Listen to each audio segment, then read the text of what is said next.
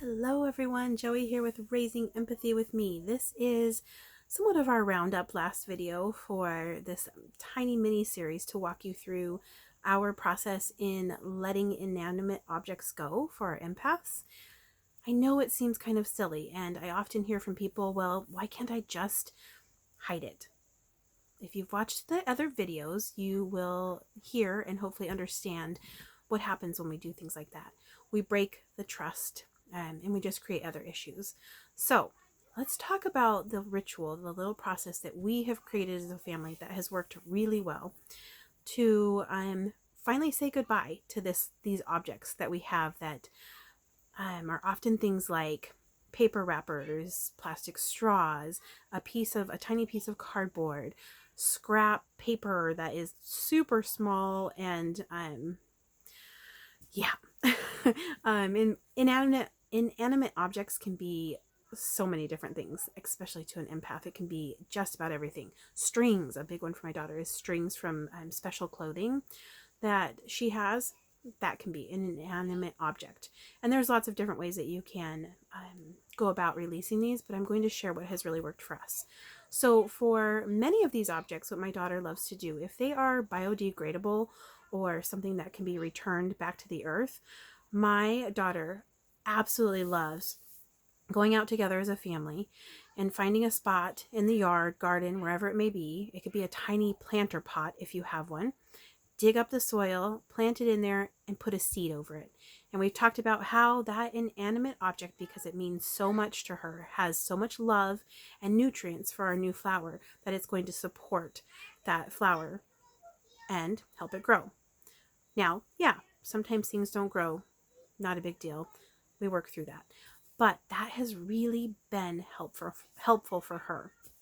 The next thing, one of the other things we do is she is big into recycling. So we have really talked that up as much as possible for any of the items that we have. But her struggle with recycling stuff is when it goes alone. She does not like to send things alone by themselves. So we will wait. We'll often wait and buddy things up so that they have someone to go with to the recycling place, and we talk about what they will become afterwards, that we receive recycled items, that those things that we gave back come back to us and support taking care of our world. And that's a huge one for her. She absolutely loves that. So recycling is number 2. And another one that usually works really well for her is donating. So she is pretty particular about this, and that's normal for this age. It doesn't mean that she does not care about others, but she is very particular about where her stuff is going, if that person's going to take care of it. So we have a few close people in our life that we hand stuff down to or donate things to. With that said, we also have a bucket. I have a tote, kind of like a hope chest sort of thing, where some of our really treasured things we can go ahead and keep and stick some of those memories in there. So this isn't about making our children get rid of everything that means something to them. It's about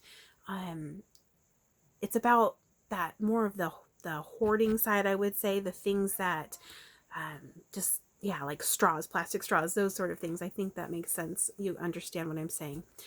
There are things that we can keep and things that really are no longer serving us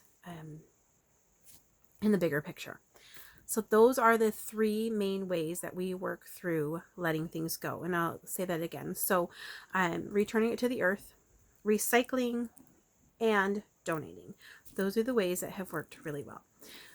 So my challenge for you is to take the item from the last video and go ahead and talk about what you are going to do with that as a family. How are you going to handle moving forward with that as a family?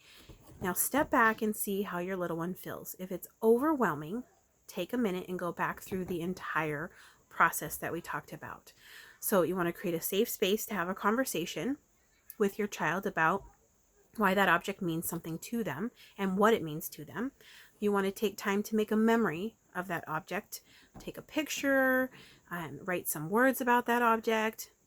Go back to step number 1 if you need to and talk about that object, and then return to how you are going to release and let that object go. All right. I hope some of that has helped. Please let me know if you have tried this, and I look forward to supporting you.